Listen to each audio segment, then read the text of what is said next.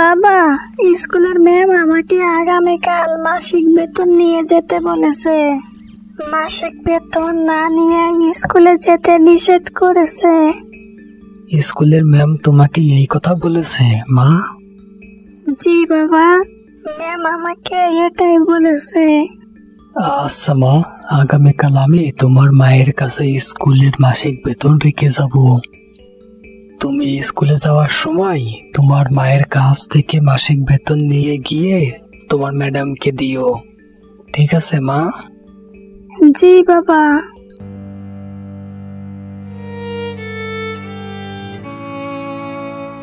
বউ, টাকা না থাকলে সব জায়গায় ছোট হয়ে যেতে হয়। স্কুলের শিক্ষক ও মেয়েটাকে মাসিক বেতন ছাড়া স্কুলে যেতে নিষেধ করেছে। হ্যাঁ গো, তুমি ঠিকই বলেছ।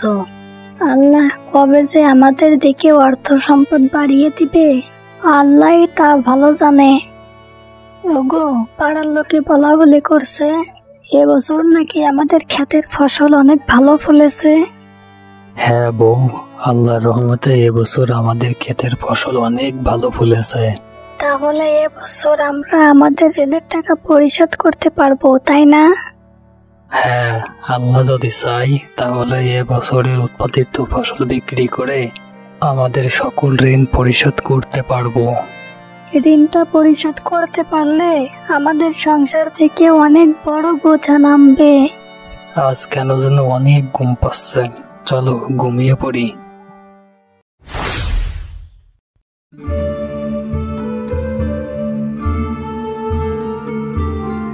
এই যে মশাই, তা তোমরা থাকো কোথায়? হ্যাঁ, আমি তোমাদেরকে পুরো গ্রাম তন্ন তন্ন করে খুঁজে বেরিয়েছি, তা কোথা থেকে এখন বের হলে শুনি? আরে কালু ভাই, সে কথা আর বলো না, গিয়েছিলাম পাশের গ্রামে। কার সর্বনাশ করে আসলে? কালু ভাই, কারো সর্বনাশ করতে পারি নাই। কেন, আবার কি মানুষের দাবর খেয়ে আসছিস নাকি? আরে কালু ভাই, তুমি কি এই রাঘু গুন্ডাকে চেনো না? এই রাঘু যখন তখন মানুষকে মারধর ও চিন্তাই করতে পারে। আমার কাছে এগুলো তো কিছুই না। পাশের গ্রামে গিয়েছিলাম আমাদের দলটা আরো ভারী করতে। এখন বলো তো, তুমি আমাদেরকে খুঁজতেছিলে কেন? শোন রাঘু, ওই যে পশ্চিম পাড়ার রিমন মিয়া, তার জমি সকল ধান নিয়ে আনতে হবে। তা কখন আনতে হবে?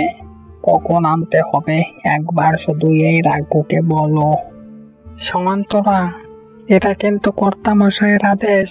আজ রাতেই সাবধানের সাথে ধানগুলো কেটে আনবি।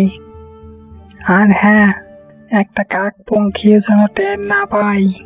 ধানগুলো নিয়ে আমার বাড়ি রেখে দিয়ে আসবে কিন্তু।